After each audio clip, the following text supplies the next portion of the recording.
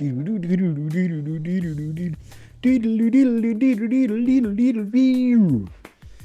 like music. All right. This is a box. That's what's in it. That's another one just for good measure. That's a phone booth. I'm Hobbs. You're watching H-Mods.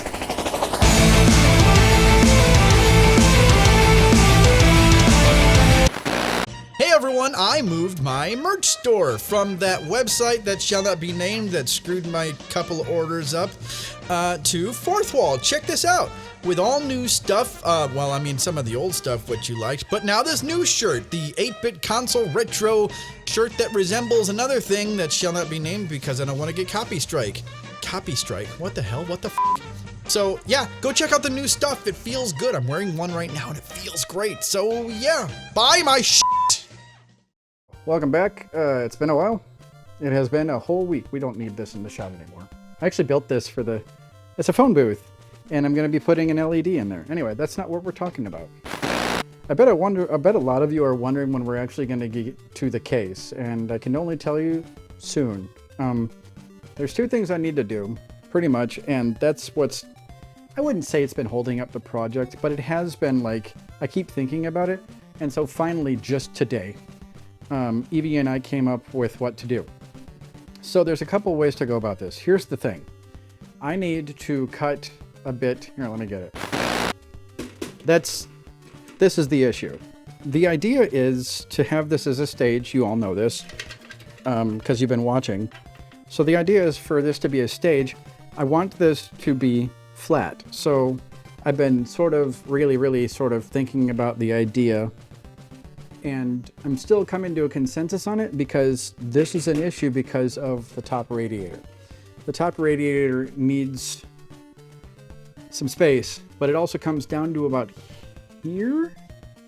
And, well, okay. Yeah, it comes down to about this. There's a little tiny grommet hole right here, and it comes down to the very bottom of it. It's a really thick radiator. The idea was to cut a hole. First I was just going to use this and just cut the stuff out and, whatever. But now the idea was to cut a hole and rivet in a piece of metal. And while I'm working up to that, another idea has been presented, and it seems like a pretty good one. The idea is to still cut a hole out and put a piece of metal there. But instead of using like rivets or something, I'm going to put it on a big sheet of parchment paper and put it inside, and then I'm going to like paint J&B weld around it. It's basically going to be metal. It's like welding, but putty. It's really, really good stuff. Anyway, so that's why I haven't gotten to it yet, is because it's kind of a rather big undertaking, and I want to save it until I really can start taking stuff apart. So anyway, that's why that's on hold. So out of that, I bet you're wondering why the boxes. Well, this is an auto limited edition, I guess. I don't know. It's official auto merch made by Taito, by the way, who in my day made arcade games. Loved Taito. Pretty cool. And they got their start making some really weird stuff. So I bought two of these because I always double up just in case something happens. For this build, I got two kits of PVC or acrylic tubing for the water loop. I got two of these figures just in case I screw up on whatever I was going to do with it. And now I figured out what I am going to do with it. This is staying the way it is. It's being presented it's going to be a part of the build as an option. This, what we're going to do is we're going to subdue it because you can see she plays in a cage. It's very dark. You can't see her. We're not going to go full black, but I am going to subdue it. So here's what we're going to do. I'm going to flatten out anything that is shiny and just darken it. I'm thinking of just going like really, really dark, like a turquoise with the coat. And I'm hedging on whether or not to keep the bows and the gloves and this like white. But I'll figure that out. If I don't, then I'm only going to darken it a little bit, like a gray or just like a slightly dark blue gray. After that, this is cool. So, where did we find these? Oh, we found these at Hobby Lobby. Whatever. We found them at Hobby Lobby, and because I had to get fabric for the stage.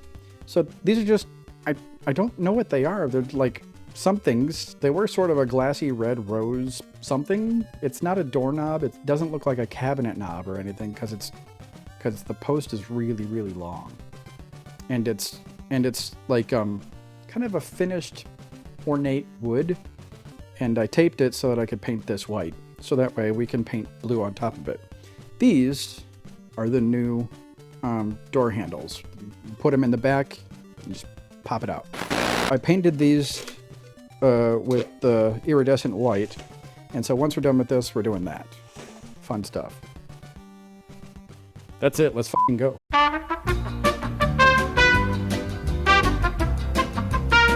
All right, so as I said, what we're going to do is we're going to take anything that's shiny, we're going to flatten it out, and just subdue it.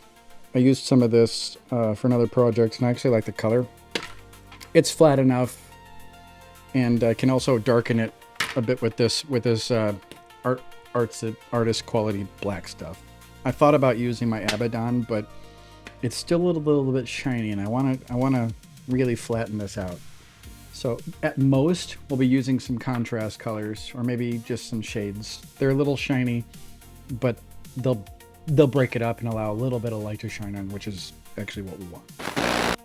One other thing I'm considering too is my artist markers. I might use these a little bit, and I'm not entirely sure how, but it might help a little bit. Maybe on the gloves or something. I'll figure something out. Maybe if I need to touch something up or I don't like the color, we'll do that. Or I can use the black marker to do some of the parts. It's not a bad idea, actually, now that I'm looking at it. Like the stockings and the part of the coat that's sort of fluttery. Or is that a skirt? Well, whatever. Maybe that. We'll see. Because I don't know if I'm going to... Well... I don't know why I'm hedging. I know what I'm going to do. I'll use the markers to touch anything up and accent, and I'll use the paints to flatten everything out. I don't know why I keep going back on this, because I do know why I go back on this, because I want it to look fucking perfect.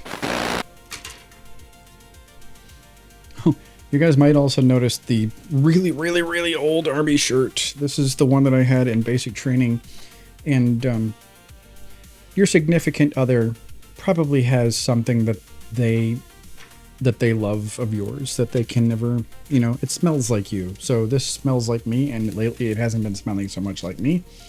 And Evie said, "Can you make it smell like you again?" And I said, "Sure." Yeah, I'm gonna have to darken this. It's a nice blue, but it's a bit light. Oh my god, it's thick. It's tight. No, that's too much. I thought it was much thicker than it is. Okay, well, I guess this be what we're... Oh. Okay, more black. This is fine. It's fine.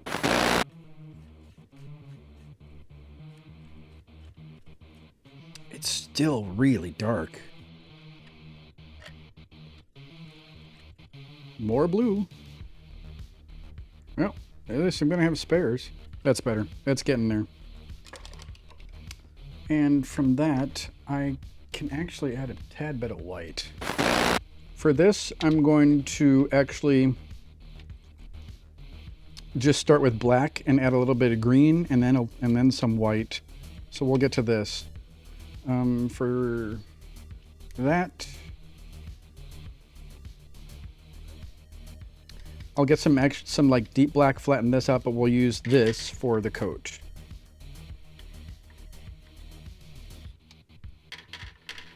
Let's see how it works without primer. I'm afraid it's not gonna... Oh wait, never mind. It works just frickin' dandy. I gotta be really careful. Up here, I'm gonna have to start using a small brush real quick. Up in the torso. In fact, I should probably just start using a pin brush. So I hate being left-handed sometimes. I mean, we're better than everybody, but still. Back before my artisting days, I would have said, you know, go hog wild, but this is the point in the show where I humbly advise anybody who wants to get into painting minis, get the good brushes. I have to be careful of the directions because this paint dries really quickly on this, and so I need to make sure that the strokes all match, as in like their direction.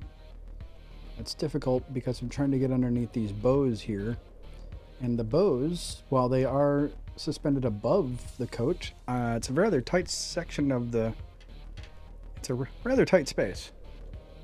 Wow, that looks so cool. The good thing is the hair is pretty flexible, so I can pretty much just go underneath it if I want. The arms are not, the legs I can't move.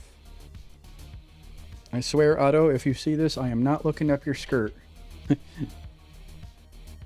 Gomen nasai, it's just there. Damn! Oh my gosh. Thankfully, these brushes, which were very expensive, I'm a perfectionist, so if I'm buying something, and Evie happens to agree with me, if I'm buying something and it happens to be for anything artistic or for the builds, she just like, her basic phrase is, just get it. And these brushes, oh yeah. Do you know how many movies, like movie characters I've ever actually seen doing anything even remotely toward, the whole miniatures thing? One.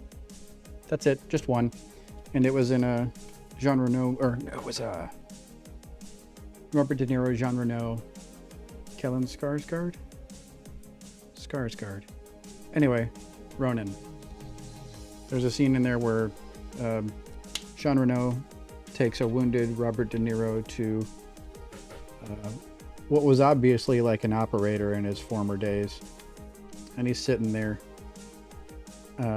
bringing forth the message of the movie about masterless samurai, the Ronin. There's one that I read called The Ronin, which is probably not written by a Japanese person, but I remember it very specifically. It was one of the coolest books my father ever gave me, and I've still got it on my bookshelf right over there. There. That took for ever.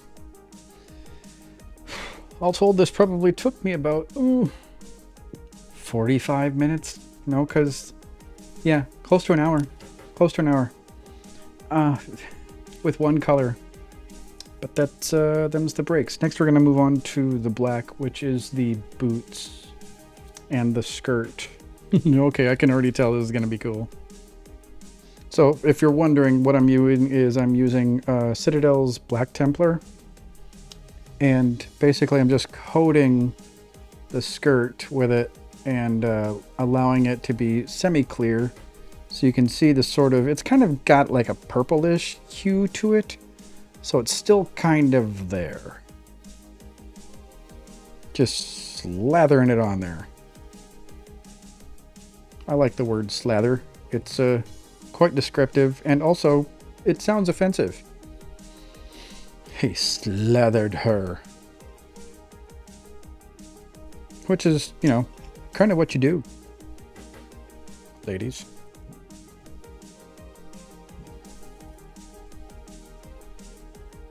I like to be slathered. Next thing what I'm going to do is I'm going to subdue the whites and the bows and the gloves and the shirt collar with a mixture of Citadel's Gray Seer and Abaddon Black. I'm gonna use the Gray Seer, which it's got a nice sort of blue-green gray tinge to it, and the Abaddon's gonna subdue it a little bit. It's gonna pull it down. Yeah. It's gonna be so subdued. If you see any light showing in the cage at all, it's going to be perfect because you'll only just be able to make out the features within. And that is exactly what we're going for. You'll be able to see it. You'll be able to see the features when you pull it out of the cage, which you'll be able to do. Oh, there's going to be a cage. You'll be able to pull it out of the cage, and you'll still be able to see all the features when you do. It's going to be really cool. I'm going to leave the eyes alone. Just if anybody's wondering, I'm going to leave the eyes alone. No fucking way I'm touching that. Oh, this looks so good. Oh, this looks so good, guys. It looks so good. The thing I really love about Citadel paints is they dry really quickly. They stick to whatever they're being painted on, and it dries thin, so you can still see the you can see the minute features. And considering we're painting gloves, that's a good thing. You need to be able to see all that stuff.